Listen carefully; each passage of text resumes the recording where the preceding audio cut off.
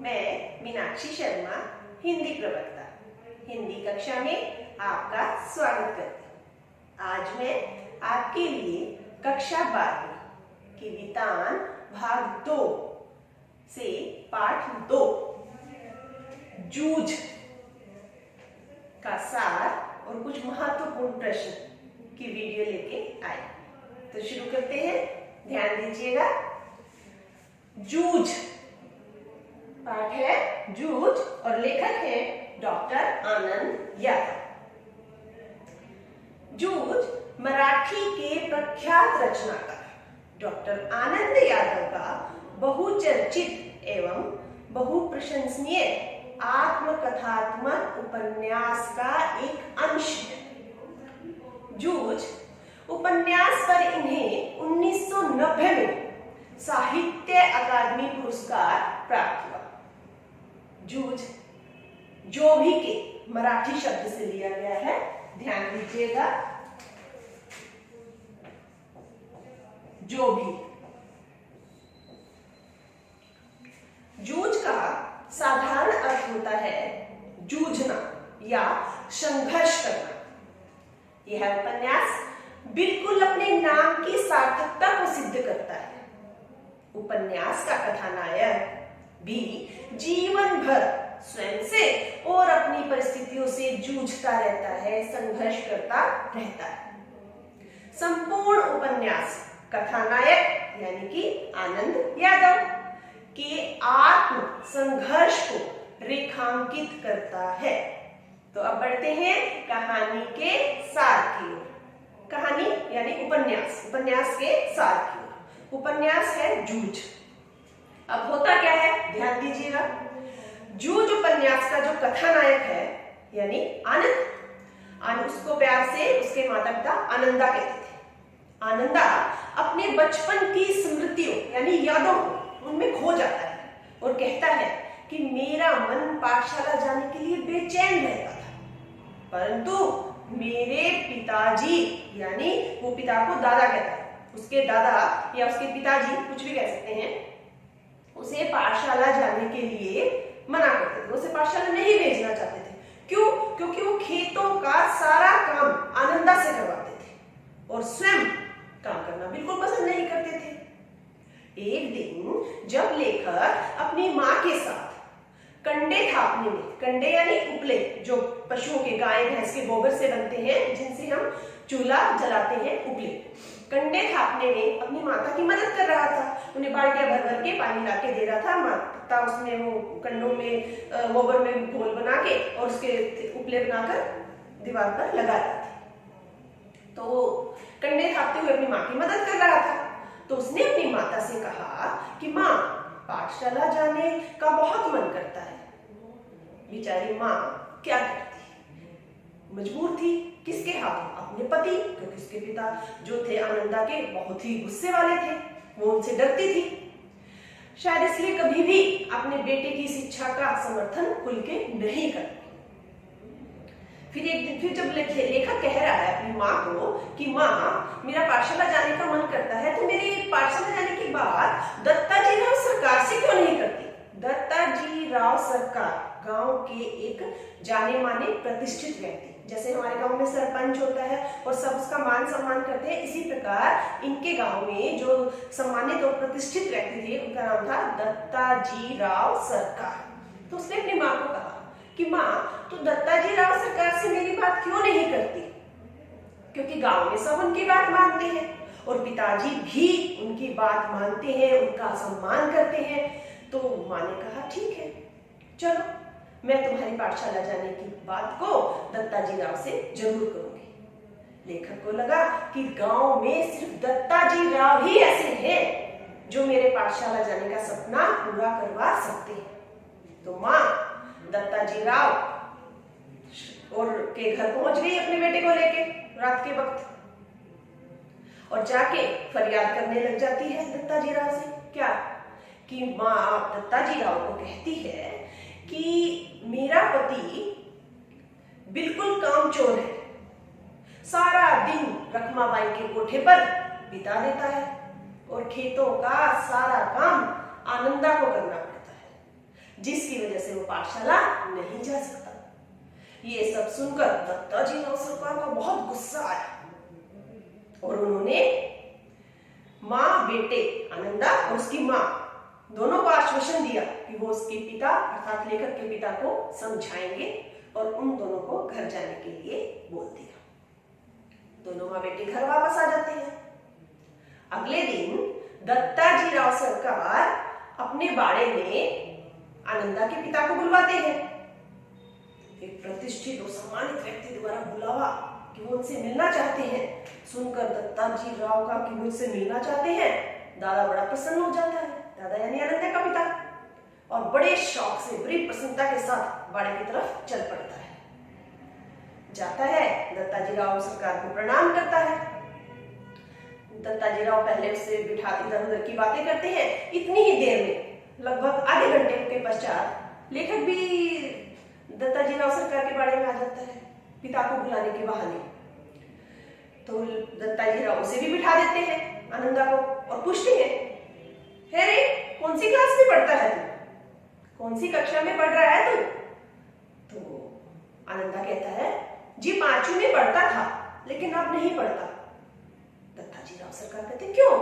कहते, पिताजी को मेरा स्कूल जाना पसंद नहीं है और मैं खेतों में काम करता हूँ, इसलिए विद्यालय पाठशाला नहीं जा सकता। दत्ताजी राव बहुत गुस्सा होते हैं और पिता को डांट लगाते हुए कहते हैं, तू कैसा व्यक्ति है, अपनी लुगाई से अपने बच्चे से तो काम करवाता है और खुद खुले सांड की तरह सारा दिन इधर उधर घूमता है। दादा डर जाते हैं और दत्ताजी राव सरकार की बात को हाँ में स्वीकार कर लेते हैं। किस बात को? पाठशाला जाने की, कि उनका कहा कि इसको आनंदा को पाठशाला जाना दे, तो इस बात को मान जाते हैं। आनंदा बड़ा खुश होता है। अब विद्यालय का समय शुरू होता है 11 बजे। तो पिताजी आनंदा के सामने शर्त रख देते हैं कि तू सूर्य उदय होते ही खेतों में जाएगा और खेतों का सारा काम निपटा के 11 बजे विद्यालय जाएगा और विद्यालय से सीधा फिर खेत में आएगा। और अगर किसी दिन खेतों में काम ज्यादा रहा तो तुझे विद्यालय से छुट्टी भी लेनी पड़ेगी। आनंदा स्कूल जाने के लिए बस हाँ हो गई। इस बात को सोचकर बहुत खुश होता है और अपने दादा की सारी बात मान लेता है। धीरे धीरे अब समय बीतता है। आनंदा का विद्यालय में प्रवेश। जब आनंदा विद्यालय जाता है तो वो कक्षा 5वीं में होता है, क्योंकि कक्षा 5वीं तक ही वो गया था, बीच में छोड़ दी थी उसने।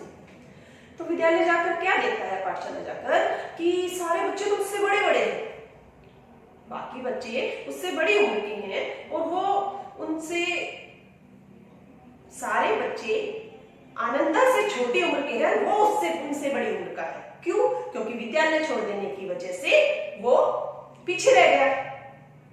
विद्यालय में केवल 2 बच्चे ही ऐसे होते हैं जो आनंदा की गली के होते हैं, जिनको वो जानता है। तो आनंदा को उनके साथ अच्छा नहीं लगता।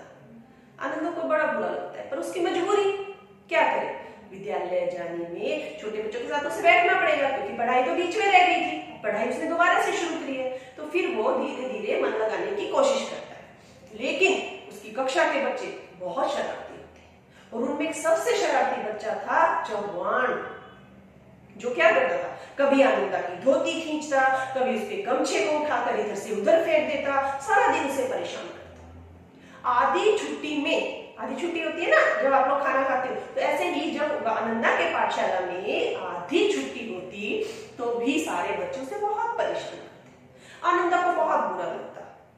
कई बार तो वो सोचता कि इससे अच्छा तो मेरा खेत था, मैं खेतों में जाता, मुझे कोई रोकने टोकने वाला, मुझे कोई तंग करने वाला तो नहीं था, यहाँ तो सारा दिन मुझे परेशान करते हैं। चलो धीरे धीरे समय बीतता गया। आनंदा की कक्षा में एक विद्यार्थी था बसंत पाटिल, जो कि दुबला पतला सा बच्चा था, लेकिन गणित विषय में वो बहुत होशियार था। और गणित के मास्टर थे मंत्री जी। और मंत्री जी छड़ी से काम नहीं लेते थे, सीधा कमर में घुसा लगा देते थे। तो जो शरारती बच्चे थे वो भी मंत्री जी की क्लास में उद्धम ना मचा करते। चुपचाप बैठे रहते थे। धीरे धीरे बसंत पाटिल और आनंदा दोनों की दोस्ती होने लगी, दोनों मित्र बन गए। कुछ समय पश्चात आनंदा का पढ़ाई में मन लगने लगा। आनंदा ने सोचा कि जिस तरह बसंत पाटिल मैथ में बहुत, गणित विषय में बहुत होशियार है, तो मैं भी इसकी तरह बहुत होशियार हूँ। वो उसकी धीरे धीरे उससे समझने लगा, सवाल समझने लगा। वो दोनों मिलकर सवाल करने लगे और आनंदा भी गणित में होशियार हो गया। मास्टर जी ने प्रसन्न होकर उसे कक्षा का मॉनिटर बना दिया।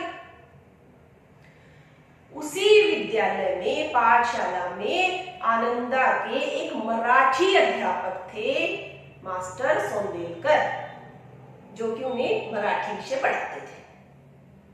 कविताएं वे स्वयं रचते थे।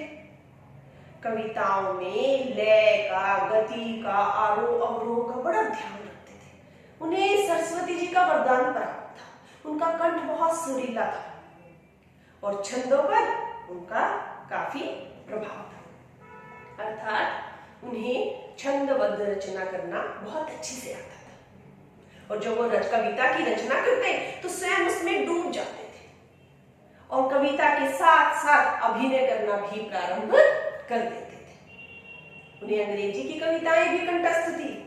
मराठी के साथ साथ अंग्रेजी भाषा के भी कई कवियों की कविताएं उन्हें कंठस्थ थी।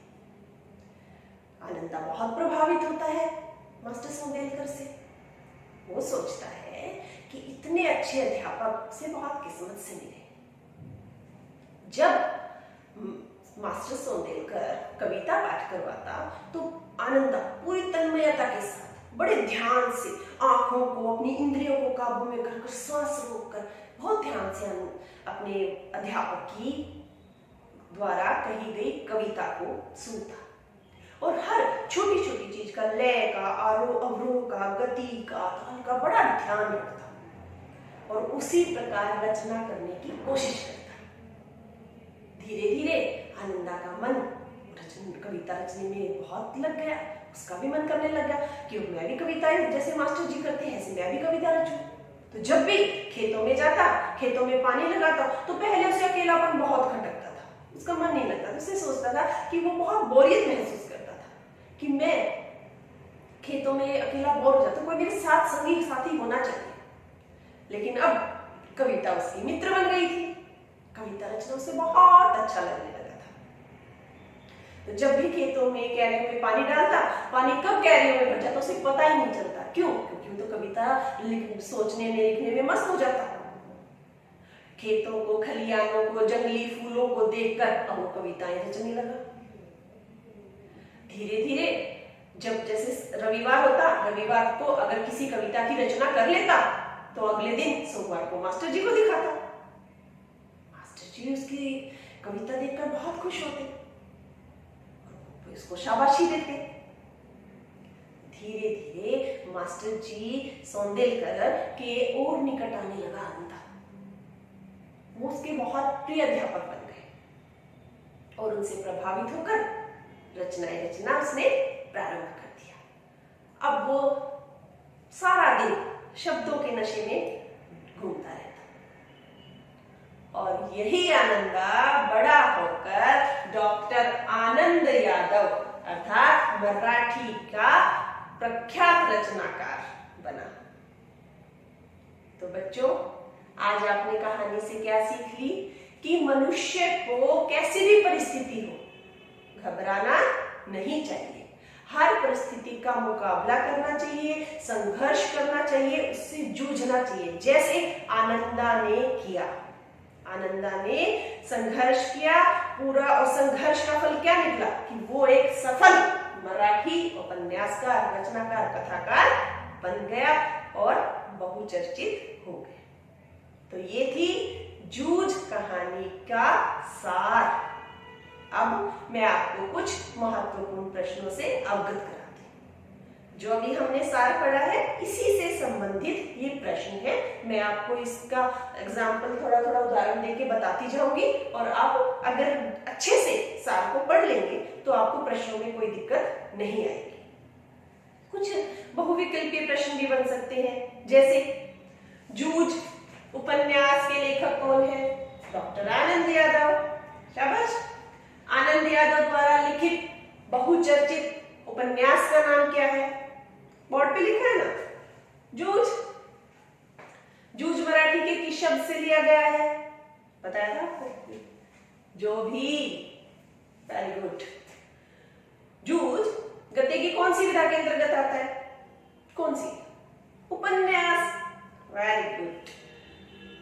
साहित्य अकादमी पुरस्कार डॉक्टर आनंद यादव को कब मिला? किस सन में मिला?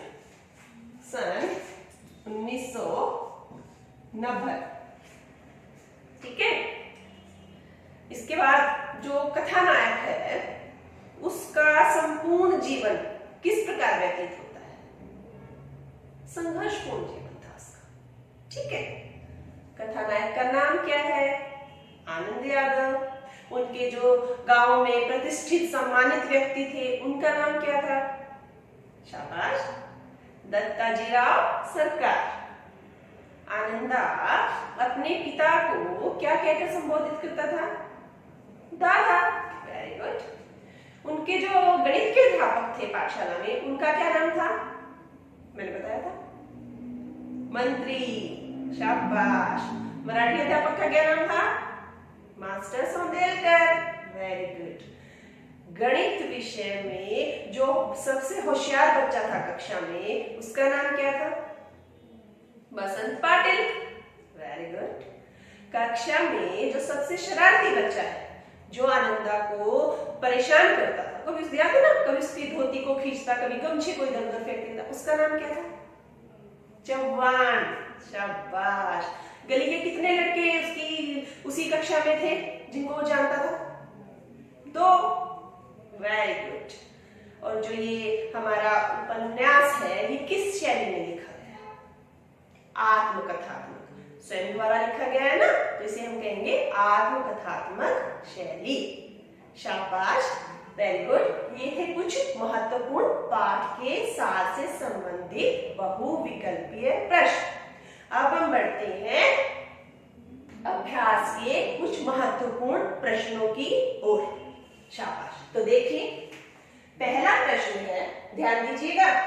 जूझ शीर्षक के औचित्य पर विचार करते हुए यह स्पष्ट करें कि क्या यह शीर्षक कथानायक आनंदा की किसी केंद्रीय चारित्रिक विशेषता को उजागर करता है?